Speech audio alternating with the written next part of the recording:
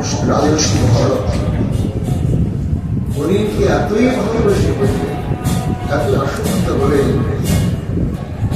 যে যখন প্রাণটা বেরিয়ে যাচ্ছে তখন স্পষ্ট দেখছে যে হরিণটা তার সামনে এসে টকটক করে চোখের জল দিচ্ছে। ওই ভাবনাতে দেহ রাখার সঙ্গে সঙ্গে হরিণ বা তার জন্ম হয়ে যায়। এই হচ্ছে মূল কথা। ঠিক রাধারানীর প্রতি, গোবিন্দের প্রতি, গুরুদেবের প্রতি, মহাপ্রভুর প্রতি ওই আসক্তিটা যদি এসে যায় তাহলে কিন্তু এই জন্য শরণাঙ্গ ভক্তি তাকে গুরুত্বপূর্ণ দিত। অন্তকালে যা মাপের শরণ তাকে বলে। আর আমাদের যে প্রাণ শক্তি, মনের যে প্রাণ শক্তি, যেমন শরীরের প্রাণ শক্তি মন, শরীর যতই সুস্থ হোক, শক্তভক্ত হোক, মন যদি বিকৃত হয়ে যায় তাহলে বেকার সব। তেমনি মনের প্রাণ হচ্ছে কিছু স্বরূপ।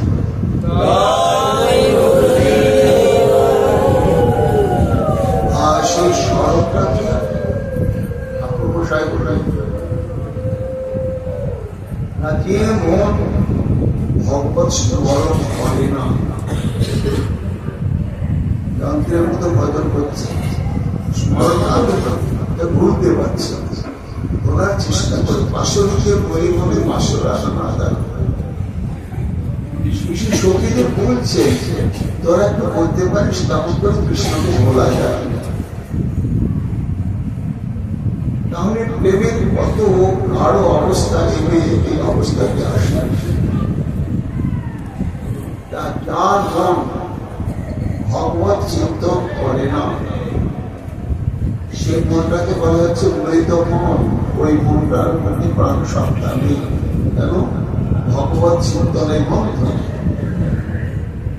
আর যদি মৃত মন হয় তাহলে কি হবে? যেমন কোন শ্মশানে একটা অভিভাবক সত্য মরা, তারা ছেলেরা ক্রান্তি প্রান্তি নিজে ফেলে দিয়ে এসেছে। আমার একটা খুব প্রচুর মন খেয়ে ঘুরতে ঘুরতে সেও বেটা ওইখানে গিয়ে পড়ে ঘুরিয়ে পড়েছে। পাশাপাশি কোন ইশার হয়ে মনকে পড়ছে, আর একটা অচল শরীর পড়ে আছে। কিছুক্ষণ বাদেই দেখা গেল যে আস্তে আস্তে আস্তে আস্তে আস্তে শকুন উড়ে এলো, কাক উড়ে এলো, তারপরে গৃহিণী এলো, কুকুর এলো, শ্রীগাল এলো। কিন্তু ওই যে মরার মতো পড়ে রয়েছে ওদিকে গেল না। যে প্রকৃত মৃত তাকে নিয়ে তারা মহোৎসবাস করবে। তত্ত্বটা দেখো, মরার মতো পড়ে আছে বসে, কিন্তু প্রাণ আছে। তাই প্রাকৃতিক ভাবে পশুরা বুঝতে পারে যে মৃতবক থাকলেও এই প্রাণ আছে, এই জগের কাছে যাওয়া যাবে না। আর মৃত ব্যক্তিকে দেখেই বুঝতে পারে যে প্রাণ নাই। এটাই আমাদের এখন মহোৎসব। তেমনি যে মনে নিরন্তর হরিনাম স্মরণ হয় না, বৈষ্ণবের স্মরণ হয় না, নবদ্বীপ বৃন্দাবন ধামের স্মরণ হয় না, কেবল বিষয়ের স্মরণই হয়, ভবিষ্যতে কি করবে, কি হবে, এই স্মরণে যারা থাকে সেটা হচ্ছে মৃত মন।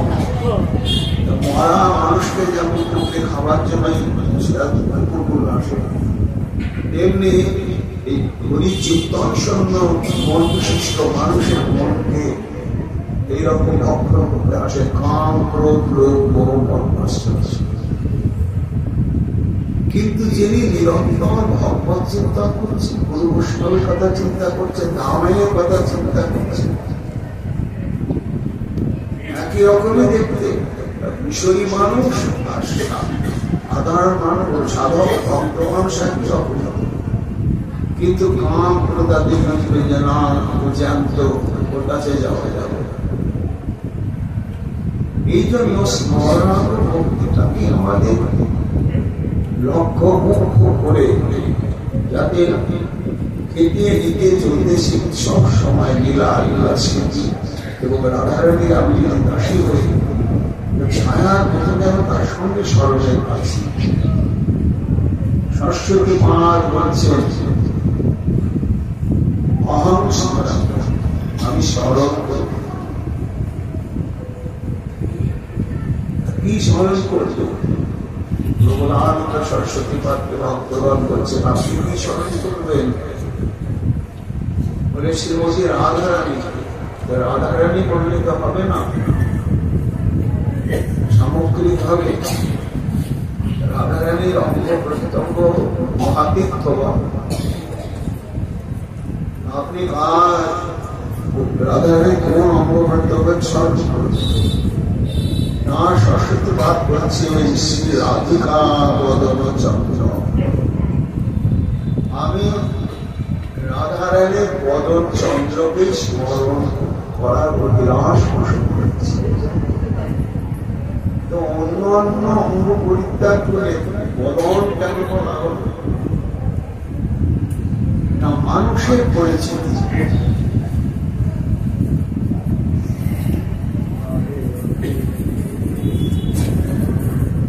জয় গুরু জয় গুরু জয় গুরু জয় গুরু জয় জয় গুরু।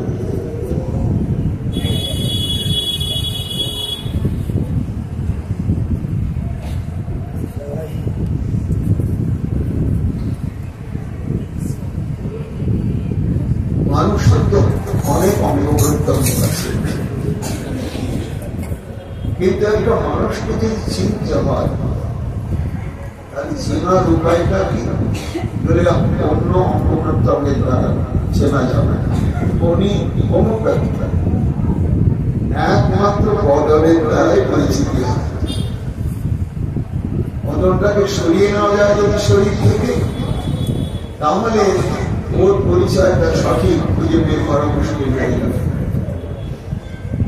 অন্যান্য অঙ্গ সবই তো রয়েছে, আর বদলটা যদি থাকবো এই হচ্ছে বদলের গুরুত্ব। শ্রীমতী রাধারানী যে রাধা,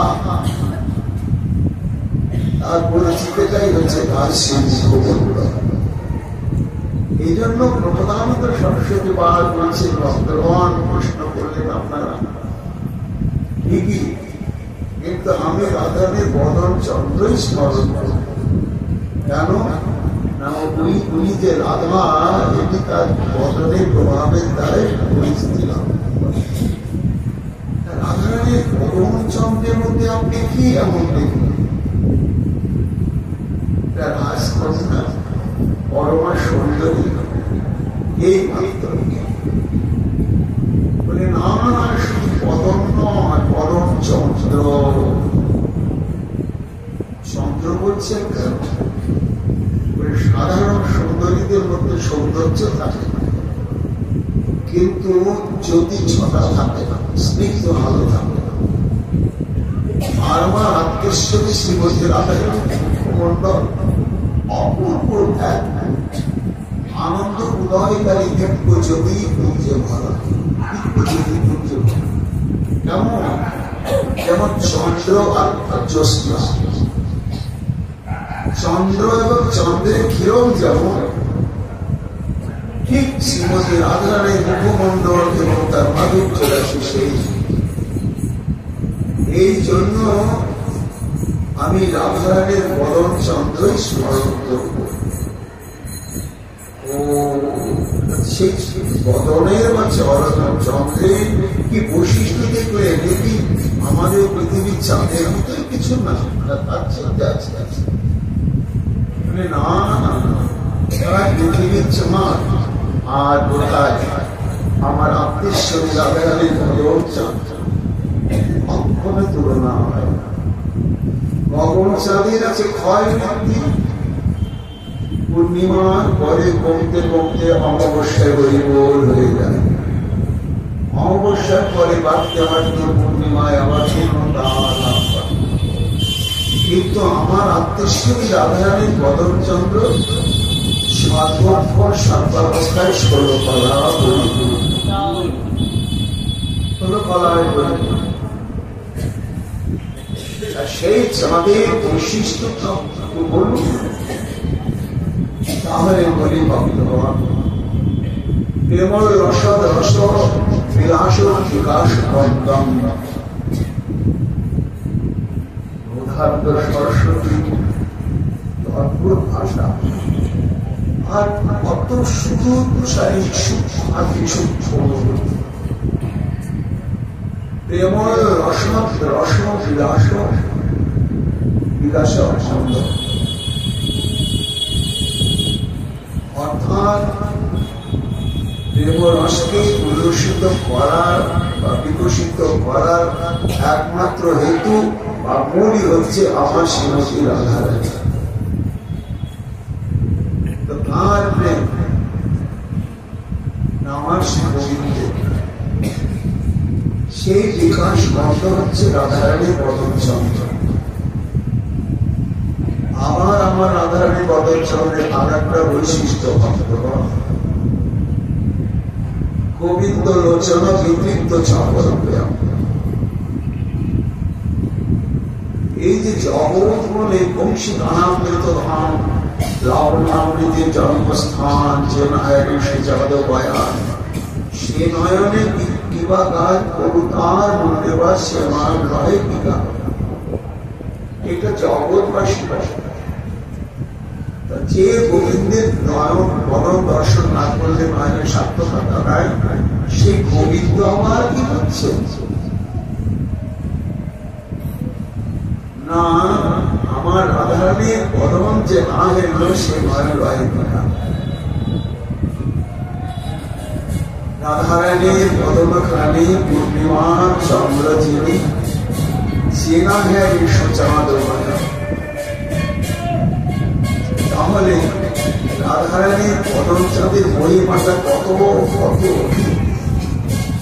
এবং প্রেম রসদ রস বিলাস বিলাস রস, প্রেম রস, প্রেম হচ্ছে রস উল্লসিত হয়।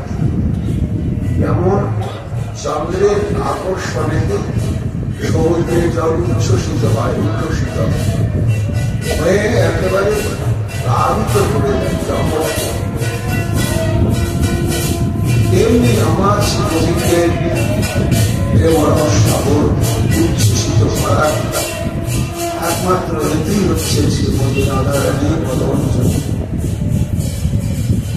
দ্বিতীয় হচ্ছে সরস্বতী পাদ ভক্তগণ ও গোবিন্দর লোচন বিতৃপ্ত চক্রদেয়।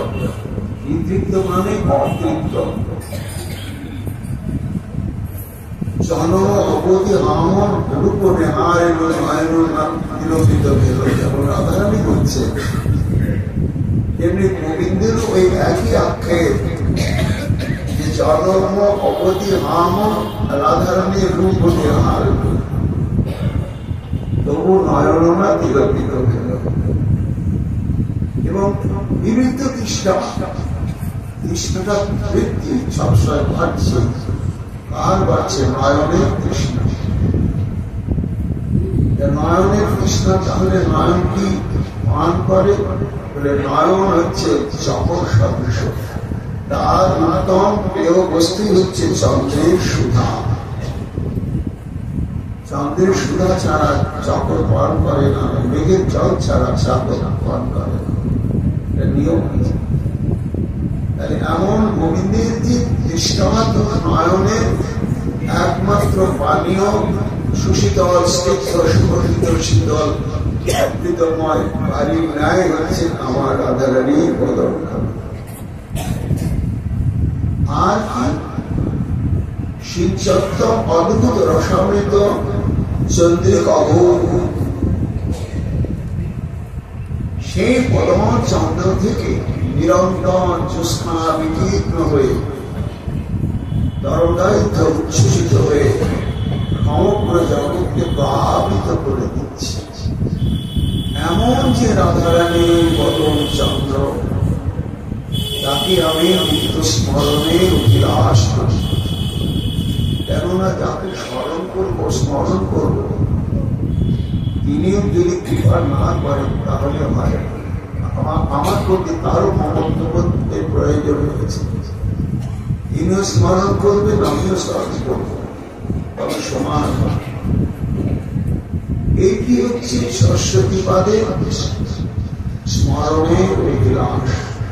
রাধা রানীকে, কৃষ্ণকে কেন আপনি স্মরণের কথা বললেন না? রাধা রানীকে বললেন, আমাদের উপাসনা তো যুগল উপাসনা। কৃষ্ণকে ভজন করে শুধু কৃষ্ণকে পাওয়া যাবে, যুগলকে পাওয়া যাবে। আর রাধারানীকে ভজন করলে কৃষ্ণ আপনি এসে দাঁড়াবেন। কৃষ্ণকে এনে নিয়ে রাধারানীর সামনে দাঁড় করে যুগল করার কোন প্রয়োজন নেই। এই জন্য কৃষ্ণ আকর্ষণের চুম্বক হচ্ছে রাধা। এই চুম্বকটা যদি কেউ অধিকার করতে পারে, তাহলে কৃষ্ণ লোহা সবসময় আকৃষ্ট হয়ে আছে। আর শুধু কৃষ্ণকে বুঝতে গেলে কিন্তু রাধাকে পাওয়া যাবে না যাবে অনিশ্চিত। এই জন্যই আমি আমার শ্রীমতী রাধারানীকে স্মরণ করতে চাই, তার বদন চন্দ্র। হঠাৎ আপনার এই মনের মধ্যে বাসনাটা জানলো কেন? আপনি কি কোন স্ফূর্তিতে কোন এই ধরনের লীলা অনুভব করেছেন, যার দ্বারা আপনার ভিতরে ওই লীলা কেন্দ্রিক স্মৃতিটা উদয় হলো? বদনে মহিমা আপনি অনুভব করলেন, অনুভব করার পরে আপনার অন্তঃকরণে ওই বদন চন্দ্রকে স্মরণ করার অভ্যাস উদয় হলো। তখন সরস্বতী মহারাজ বলছে, হ্যাঁ কি দিয়া আমি এই ভক্তগণ শুনতে হবে। এখন একটু তাত্ত্বিক আলোচনা। এই যে প্রেম, নিত্য সিদ্ধি প্রেম, এই প্রেমের দুটি প্রকার। একটি হচ্ছে বিষয় জাতীয় প্রেম, আর একটি হচ্ছে আশ্রয় জাতীয় প্রেম। একে বিবাহ বলা হয়। বিবাহপতি তথাপি চন্দ্র যেন বিবাহপতি। বিবাহ নাম সদেহারম্পণ উদ্দীপনাত্মা।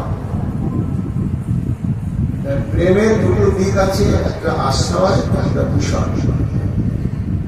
এই আশ্রয়কে বলা হচ্ছে আশ্রয় আলম্বন, আর বিষয়কে বলা হচ্ছে বিষয় আলম্বন। আশ্রয় আলম্বন কি? যিনি ভালোবাসবেন তিনি হচ্ছেন আশ্রয়, আর যাকে ভালোবাসা হবে তিনি হলেন বিষয়।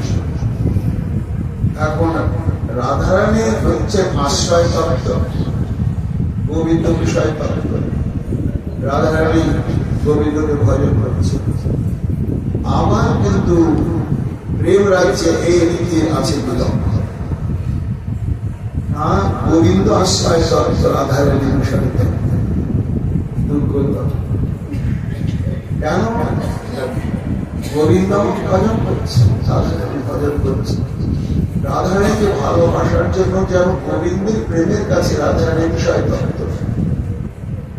এবং এই প্রেমটি হচ্ছে নবনবায়মান অপাকুল চিন্ময় নৃত্য করতে। এই প্রেম উল্লসিত হয়।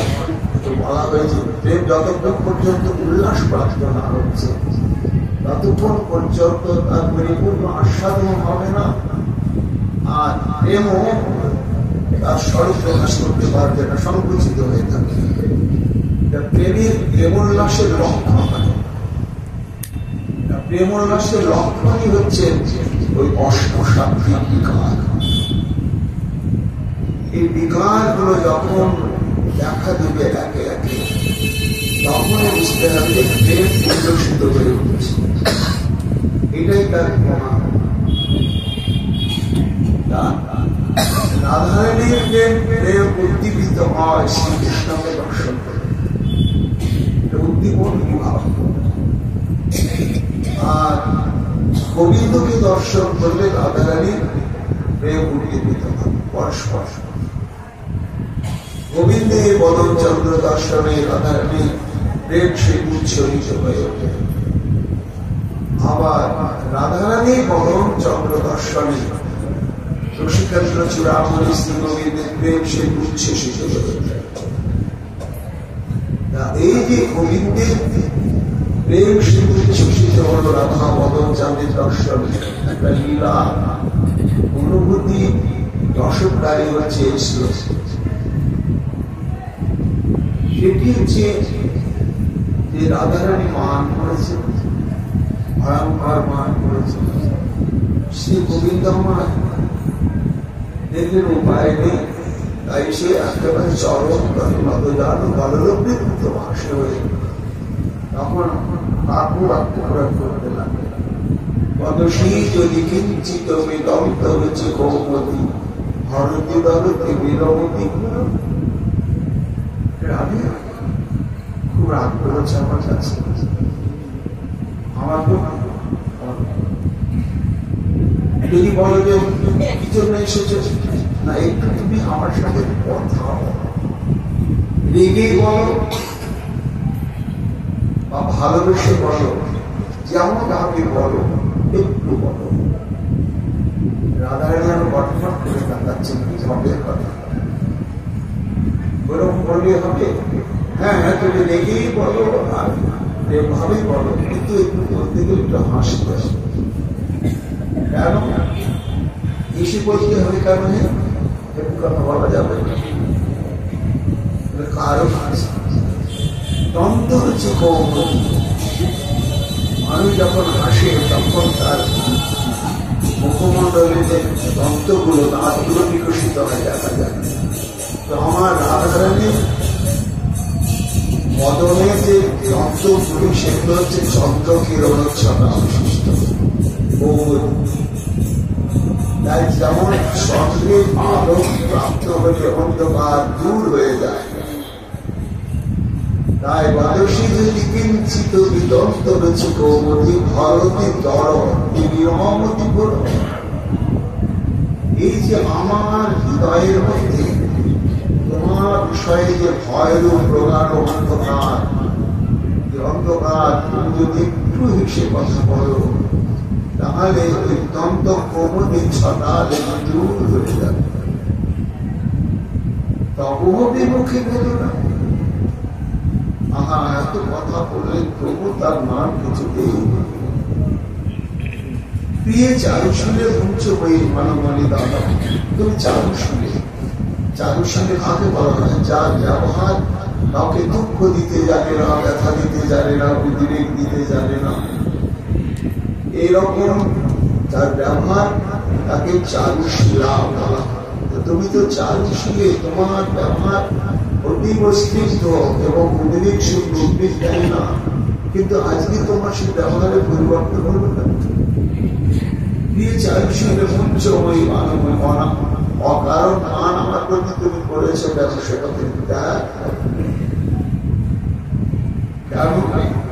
কেন করবো যদি বলো?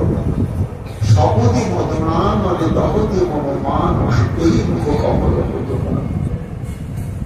আমার মদন তাপে প্রতপ্ত হয়ে ভেতরে ক্ষতের সৃষ্টি হচ্ছে, ভেতরে বাইরে ভেতরে যদি খাওয়া হয় ক্ষত হয়, গায়ের উপরে মরণ লাগালে তো সারবে না।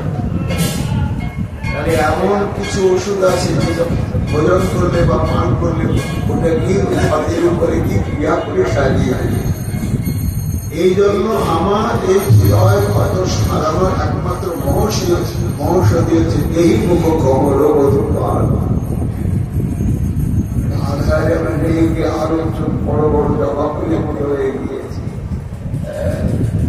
দুষ্টুমির কথা তুমি জানো, ও কেমন করে মান করাতে হয় অক্ষণ আমি শুনছি। তারপর আগেও তোমার সঙ্গে আমার কেমন সম্পর্ক। তমসী মম জীবনম তমসী মম ভূষণম তমসী মম ভব জলধুরম। তুমি আমার জীবন, প্রাণ, ভূষণ এবং তুমি আমার সাগর সিঞ্চন সাগর সিঞ্চন করে করে করে যদি কেউ পরিশ্রম করে সেই সমুদ্র গর্ভস্থ মালিককে পায়, তার যেমন আনন্দ হয়, তুমি আমার সেই সাগর সেচা মালিক করে। আজ শোনো, আর আমারও জীবনের সমস্ত প্রচেষ্টাই হচ্ছে তত্ত্ব হবে অভিযান, তুমি যাতে প্রসন্ন থাকো সেটাই। রাধানে যখন আরো কটকট করছে, আর মর করে থাকিয়েছে, গোবিন্দ দেখছেন কিছুতেই হচ্ছে খুব রাগ আছে। যদি খুব রাগই থাকে, সত্য বেবাসী যদি শুধু কি মই কঠিন, আমার খুব রেগে গেছে না? হ্যাঁ, হতে পারে রেগেছে। যদি রেগেই থাকো তাহলে চুপচাপ আছো। রাধার বলছে তাহলে কি করতে হবে? আমাকে শাস্তি দাও। সত্য বেবাসী যদি শুধু কি মই কঠিন, এই ঘর নকর সরো থাকো চালু করে রাগ বদমাসি করেছে, রেগেছে, তখন আচ্ছা করে তাকে ধরে পাখার মাঠে ঠাই ঠাই করে পেটালে রাগটা মারবে না। তাই এটা একটা বিরোধ। তেমনি আমি তো দোষ করেছি, তুমি আমার উপর ভয়ঙ্কর রাগ করেছ, আমি তো তোমার কাছে গেছি, আমি তো সরে যাইনি। এই জন্য তুমি আমাকে খানিকটা আশা করে শাস্তি দিয়ে তুমি আমাকে ক্ষমা করে দাও। গোবিন্দ রাধারায়ণ করছে শাস্তি করে, কি ধরনের শাস্তি দেওয়া যায়? গোবিন্দ বলছে কি ধরনের শাস্তি দিতে হবে আমি বলেই দিচ্ছি। এই খর নখর সরধার, তোমার নখর শ্রেণীর দ্বারা আমার অঙ্গকে ক্ষত বিক্ষত করে দাও। জনয়ের খণ্ডন হটয় বুঝ বন্ধন যেরকম ভগবতী শুভ জাত। এইভাবে যদি নখের দ্বারা আমার সমগ্র শরীর অঙ্কিত করে করে যদি তোমার আত্মা আমার প্রতি না কমে, তাহলে কি করবে না? জনয়ের খণ্ডন, তোমার আমাকে দংশন করে দংশন করে দংশন করে জর্জরিত করে দাও। আর হটায় বুঝে বন্ধন, বাহু বল্লভীর দ্বারা একেবারে ধরে নিষ্কৃষিত কর, কিংবা যেভাবে ভগবতী সুখতা যেভাবে আমাকে শাস্তি দিলে তোমার রাগটা প্রশমিত হবে, তুমি সেই রকমই আমাকে শাস্তি দাও। একের পর এক বলে চলেছে, রাধে নীল নদী নাম বিতন্বিত বলেছিল ধারয়িক উপনদর রূপম। আশ্চর্য, এটাও কাজ হল না। রাধার শাস্তি দেওয়ার জন্য উদ্যোগী হলেন, তাই রাধা চলে যেত, একেবারে চোখ বড় বড় করে তাকিয়েছে। তো জেগে গেলে মানুষের চোখ লাল হয়ে যায়। রাধারের নয়ন দুটো কিনা লাল হয়ে গেছে, আর রাধারানীর রক্তবর্ণ নয়নটাকেই লক্ষ্য করে গোবিন্দ বলছে, রাধি কি আশ্চর্য ঘটনা! নীল নদী নবমৃত অবলোচনা, টাটকা ফোটা নীল পদ্মফুলের পাঁপড়ির মতন টানা টানা তোমার নয়ন, নীল রক্ত ধারায়িক উপনদের উপর। কিন্তু সেটা আশ্চর্য, লাল রক্তকে হয়ে গেছে।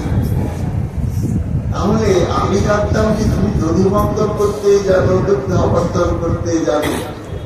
এখন যা বুঝতে পারলাম, অনুরঞ্জনী বিদ্যাটাও শিখেছ, মানে রং পরিবর্তন করার কৌশলটাও শিখেছ। তাই দেখো নীল নয়নকে তুমি লাল করে দিয়েছ, আর ইচ্ছা করলে একটা বর্ণকে আর একটা বর্ণে রূপান্তরিত করতে পারো না। এই বিদ্যাটা তো তোমার নিজেতে কেন প্রয়োগ করেছ? যদি প্রয়োগ করে পরীক্ষা করার ইচ্ছাই থাকে, নীল নদী নবমৃত বলেছেন ধারয়িক উপনদ, এইবার আমার উপরে সেটা প্রয়োগ করো, করে পরীক্ষা করো।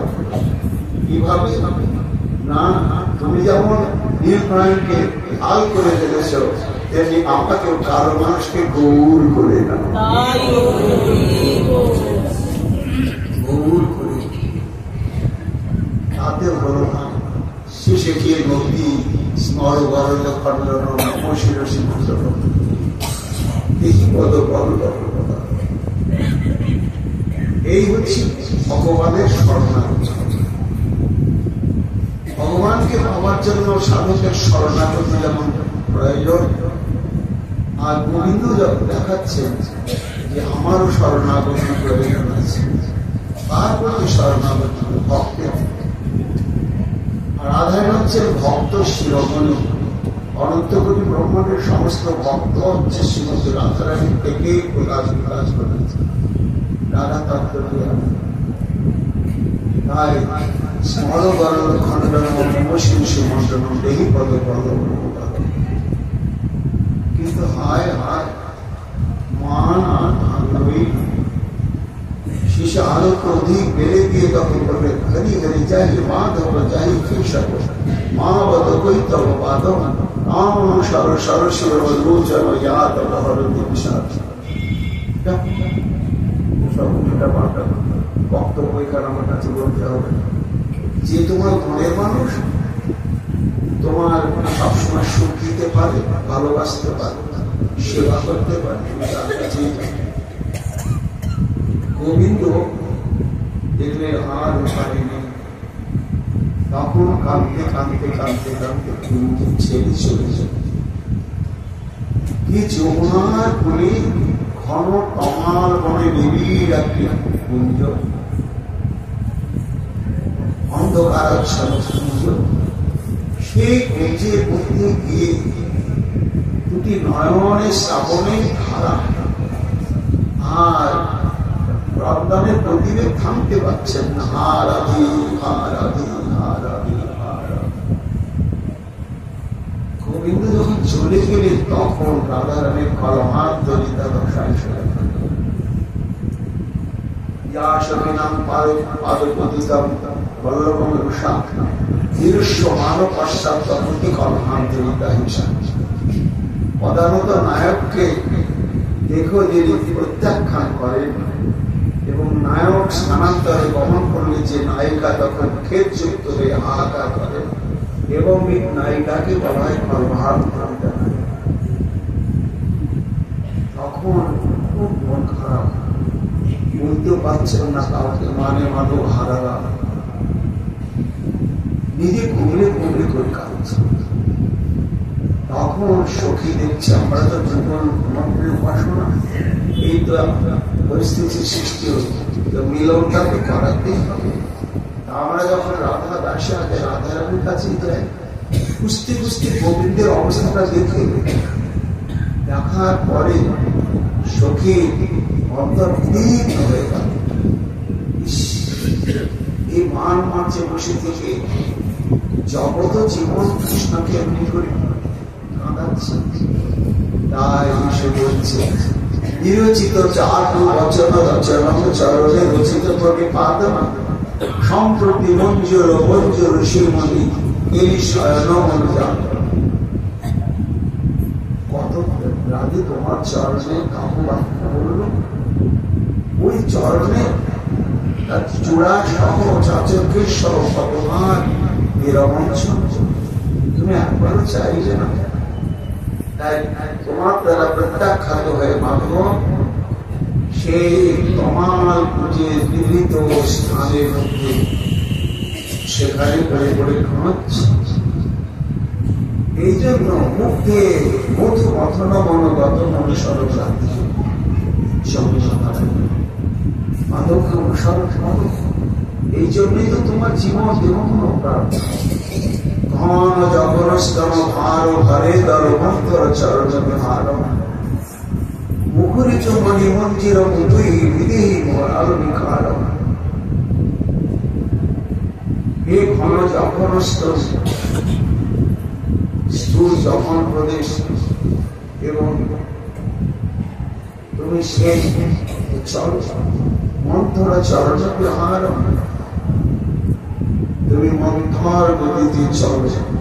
যদি বল কিভাবে যাবো, মুখরিত মনে মঞ্চের মুখরি যেমন রাজবংশ ঝুঁকতে ঝুঁকতে চলে, সেই গতি বিশিষ্টা হয়ে মণিময় বাজাতে বাজাতে চলো। দেখো মানছে তো রাতে রাতে করে নুপুরের ধরিটা শবর করলেও তখন অনেক সেই শরীরে সান্ত্বনা পায়। এই জন্য যদি বলে কি করবো, শিব রমণীয় তরঙ্গ তরুণী জনমোহন মধুরী পরাবন। একবার চলো, তুমি যতই লাভ করার চাই তোমাকে কিন্তু অন্য কিছু ভাবে তার সময় বাক্য যদি একটু তুমি কর্মে শ্রবণ করো, তোমার সর্বেন্দ্রিয় শীতল হয়ে যাবে। কুসুম সরাসন শাসন বন্ধু নিকটে করে নিরন্তর তার বিরহকে, তোমার প্রতি বিরহকে আরো যেন দ্বিগুণ করে দিচ্ছে। অনবির্দেশে কোকিল ঘুর ঘুর করে ডাকছে। অনিল তরল বিষয় করণে তার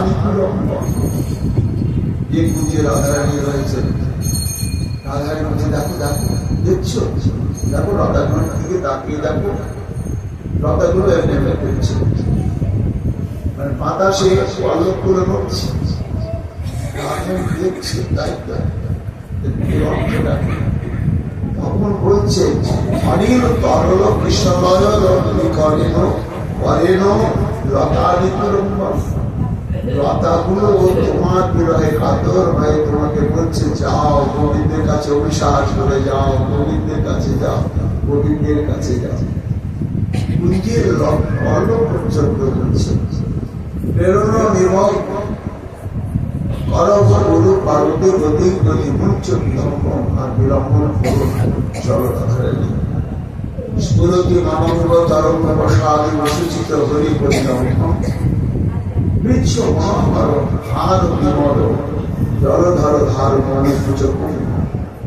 দেখো আমি যেটা বলছি তোমাকে সেটা তুমি যদি মনে মনে না ভাবো, অন্য বিশ্বাস না করো, তা তোমার বাক্যস্থিত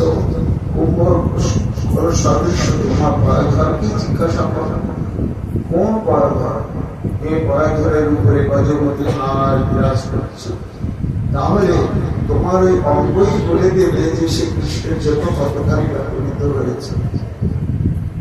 না, তোমাকে একা যেতে হবে।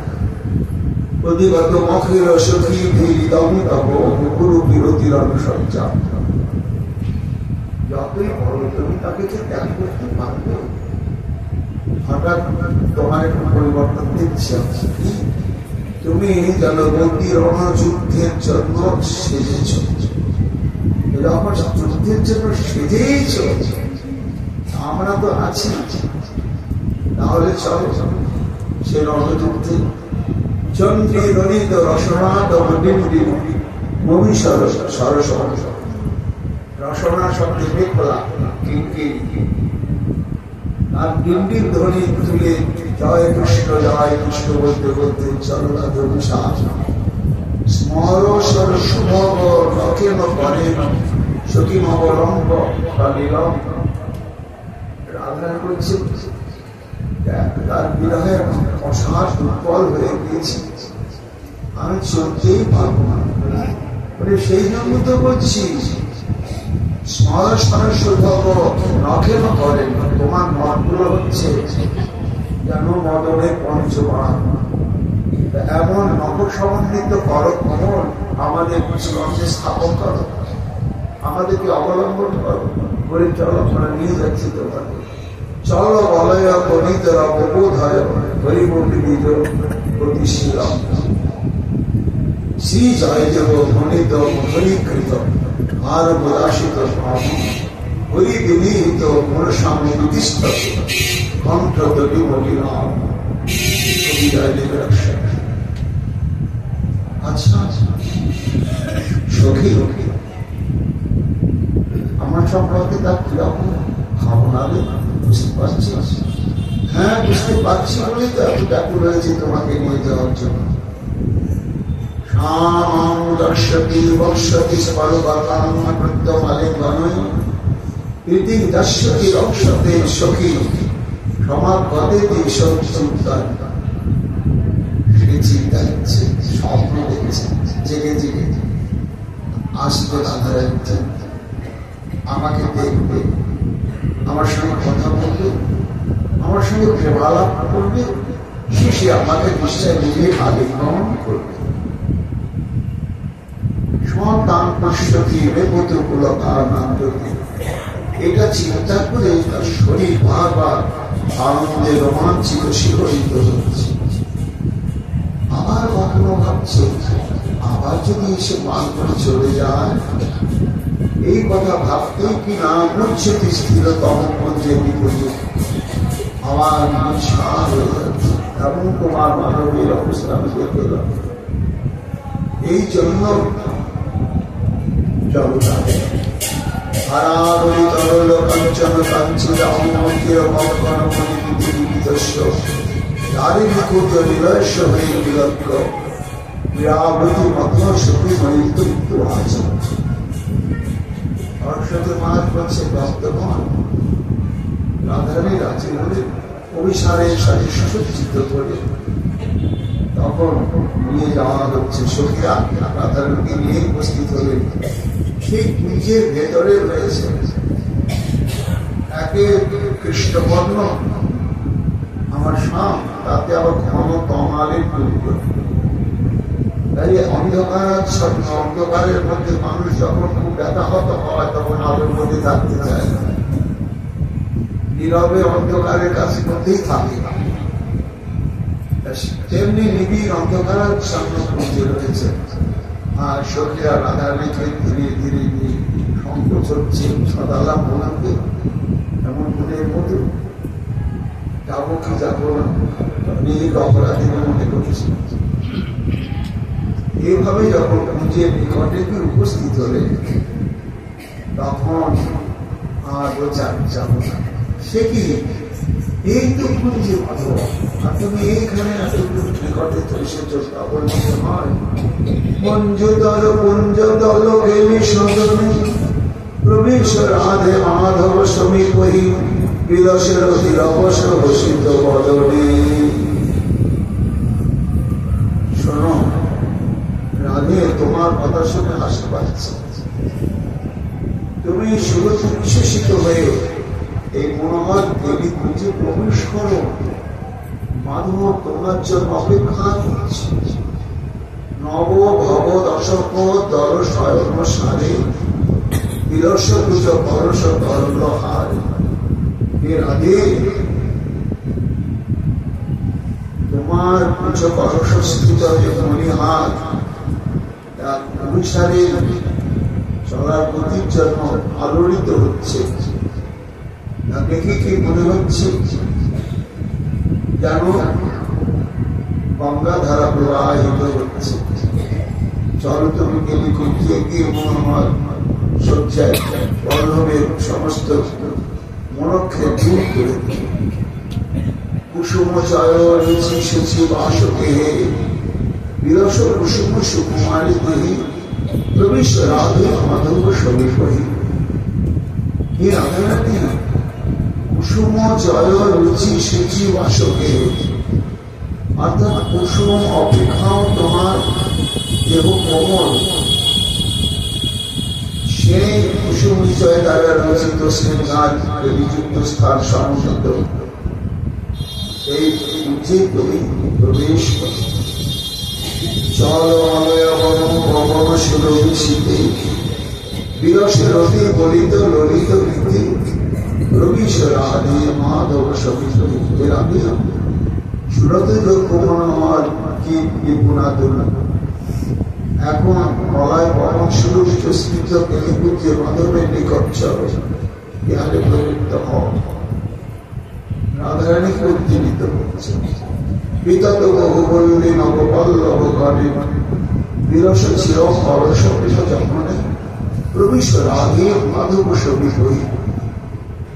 হে রাধারানী, তোমার জীবন যৌবন সার্থকতা একমাত্র ওই সংযোগ দ্বারা। এর জন্য তুমি কেন সংকোচ প্রকাশ করছ? মধুমদিত মধুবকুল করিত রাবে বিরস মদন রস সরস ভ্রমণ কোমর কেমন সংযুক্ত করে মদনের উদ্দীপনকে উদ্দীপিত করে দিয়েছে। এইটাই তো মিলনের সময়। মধুরতর করে করে বিনোদ করে বিলাসী দর্শন রুচি রুচির শিখরে প্রবিশ রাধে মহাদেব সব আর অপেক্ষা করবে। এইভাবে যখন সখীগণ রাধারামকে বলতে লাগলেন, নাম চিত্তেন চিরঙ্গ বহন অতি শ্রান্ত ভূষন্তবিত কন্দর্পে চপাতে বিচ্ছতি।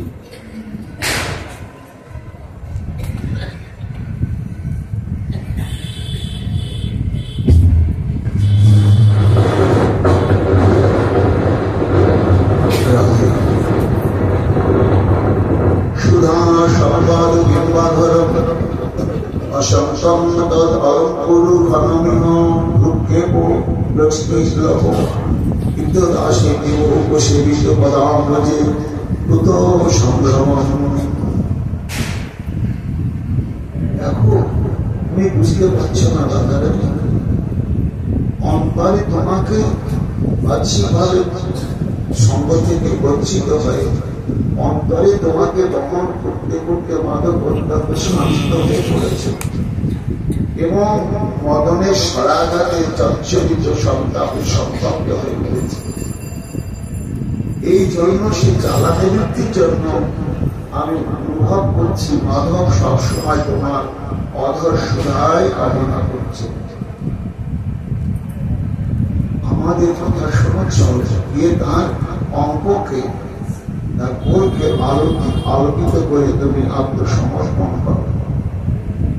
যদি বলো না, একমাত্র একটি কটাক্ষ মানে যে তোমার চরণে আত্মসমর্পিত হয়ে সে যেমন জয় ডঙ্কাবাই যে ঘোষণা করলেন, এটা বলতে আমি বিধবাস কিশোরী দাস কথা সন্দেহ যার প্রতি গল্প যদি আমার এভাবে বুঝতে হয় একটি কটাক্ষের বিনিময়ে যে তোমার চরণের দাস হয়ে গিয়েছে।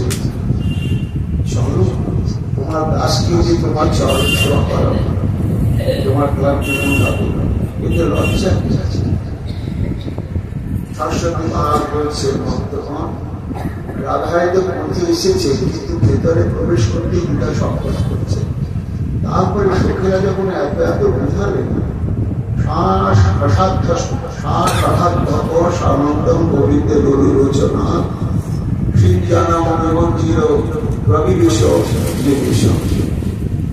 সখীদের কথায় তখন রাধারানীর জড়তাটা দূর হয়ে গেল। একটা আতঙ্ক ছিল, সংকট ছিল, সমস্ত কিছু দূর হয়ে গেল। নয়ন হয়ে গেল তৃষিত চাতকের ন্যায় গোবিন্দ দর্শনের জন্য। তখন তিনি ধীর গতিতে মণিময় নুপুরের শব্দ তরঙ্গ তুলে ধীরে ধীরে কুঞ্জে প্রবেশ করলেন। যখন প্রবেশ করলেন তখন কি হল না, শ্রীমতী রাধারানীর বদন চন্দ্রের ছটা ওই যে তমালের ঘন অন্ধকার সঙ্গে সূর্যটি একেবারে আলো করে গেল। যে আলোকিত হয়েছে চন্দ্র কিরণের ছটায়, গোবিন্দ বিরহে কাতর ছিলেন, কিন্তু আলোর অবস্থা থেকেই ভাবলেন আমার আত্মীয় এসেছে, আমার আত্মীয় এসেছে। তখন তিনি উৎকণ্ঠিত চিত্তে চাঁদের জন্য যেমন চপল উৎকণ্ঠিত হয় তেমনি তার নয়ন চপল উৎকণ্ঠিত হয়ে গেল। আর অমনি শ্রীমতী রাধারানী কবিদের সঙ্গে উপস্থিত হলেন। তখন অবস্থাটা রাধা বদন বিলপন বিকশিত বিবিধ বিকার অঙ্গম জলনিধি বিবিধ মন্ডল দর্শন তর্বিত দুম্ব দর্গ। ওই যে প্রেমোল্লাস কন্দ এইখানে প্রকাশ করেছে। সরস্বতীবার লীলার মধ্যে এটি দর্শন করে দেবী এই উল্লাসকে পোষণ করেছেন। কি না, রাধা বদন বিলপন বিকশিত, রাধারানীর বদন দর্শন মাত্রের গোবিন্দের সিন্ধু উচ্ছ্বসিত উল্লসিত হয়ে উঠল এবং প্রেমের যত কিছু উল্লাসময় বিকার প্রকাশ করতে লাগলো, বিবিধ বিকার বিভঙ্গ। দেখে কি মনে হতে লাগলো কার সাথে দৃষ্টান্ত পেত না জলনিধি বিভব, জলনিধি বিমানের সমুদ্র বিধ মন্ডল দর্শন, সমুদ্র যখন চাপকে দর্শন পায় তরণিত তরুণ তখন উদ্বেলিত হয়ে যায়, জোয়ার এসে যায়। আজকে শ্রী গোবিন্দের প্রেম স্বীকৃতি জোয়ার এসে গেল, উচ্চেজিত হয়ে উঠলে রাধারানী পদম চাপকে দর্শন করা মাত্র হরিমেঘ দর্শন ছিল মৌলিত বিনাশম সাদর্শন হর্ষম সম্পদ পদম। রাধারানী কিন্তু কখনো কথা বলছেন, কাছে এসেছে, একেবারে কাছে নির্বিশেষ নয়, তাকে দেখছে বধূ নবনবায়মান। যখন দেখি তখন বধূ এমন এখন তাকে মনে হচ্ছে আরো মমলতর, আরো মানুষী দরজা রঙ্গ বিদুরম স্ফুটতর প্রেম কদম্ব অরঙ্গতমিব যমুনা জলপুরম। অর্থাৎ গোবিন্দের নীল বক্ষস্থলে রয়েছে অতীব সুউজ্জ্বল শুভ্রবর্ণের মুক্তা হাত। তা দেখে কি মনে হচ্ছে কেন জলের মধ্যে যদি দেখা যায়, জলের ফেনা, জলের ফেনা হচ্ছে সাদা, ঠিক যমুনার জলের পরে যেন জলের ফ্যানটা প্রবাহিত হচ্ছে শুভ্রবর্ণ। রাধারানী সাদর্শ হর্ষবশ সেটাই রয়েছে। শ্যামল মৃদুল বলে বড় মন্ডল বধুগত গৌর দুর্লভ নীল নলিনময় গভীর পরাগ কটক তর ফলিত গুণ। আর রাধারানী কেমন দেখছেন গোবিন্দ, শ্যামল মৃদুল বলে উজ্জ্বল নীল বর্ণ বা শ্যামল বর্ণ প্রাণবল্লভে এবং পরিধান করে রয়েছে গৌর দুর্লভ উজ্জ্বল স্মিতবর্ণের বসন। কিন্তু দেখে কি মনে হচ্ছে, রাধারানী দেখছে না কি মনে হচ্ছে কিন্তু তোমাকে নীল নলিনমে গঠিত পরাগো, যেমন নীল পদ্ম ফুল তাতে যদি সোনালী রঙের রেণু ছড়িয়ে দেওয়া যায়, ফুলের রেণু ছড়িয়ে দেওয়া যায়, তাহলে যে শোভা হয় ঠিক সেই শোভার মতোই এমন যে শোভা বিশিষ্ট গোবিন্দকে দেখলে রাধারানী তরল নিরঞ্চল চরণ মনোহর বদনার হতে রাগন। তার বদন খানা হচ্ছে অনন্ত উদ্দীপক, বদন কমলে পরিশীল মিলিত মিহির সমচন্দর শোভা। তাতে রয়েছে মকর কুণ্ডল এবং মকর কুণ্ডলে আছে সূর্যকান্তমণি, তার ছটা দিয়ে কতখানা আলোকিত হয়ে রয়েছে। স্মিতরসী কুসুম গুণরসিত বল্লভকৃত হইতে রাধারানীর প্রেমকে উদ্দীপিত করবার জন্য এক অদ্ভুত অনঙ্ক রসমাখা হাসি প্রকাশ করছে আমার শ্রী গোবিন্দ। রাধারানী তাই দেখছে শশী কিরণ সুরিত দর জলধর সুন্দর কুসুম সুষম। এইখানে ঈশ্বরকে রাধারানীর সঙ্গে হয়েছে সরস্বতী মা। এই যে রাধারানীকে দর্শনের সঙ্গে সঙ্গে আমার গোবিন্দের প্রেম সে উচ্ছরিত হল এবং তৃষিত চাতকের ন্যায় তার নয়ন দুটি রাধা বদরচাঁদের সুধা দর্শন করে তৃপ্তি বলে এইখানে রাধারানীর এত মহিমা অনুভব করে তার অন্তরে লালসা জাগল। হারাধে আমি অন্য কিছু চাই না। শ্রী রাধিকা বদন চন্দ্র অহং স্মরামি মধুর মধুর অমৃতের পুরো রাধিকা বদন চন্দ্র সতত স্মরণ করি অনুদীপ মনে প্রবোদান। এই পরবর্তী শ্লোকেতে আবার কি অভিলাষ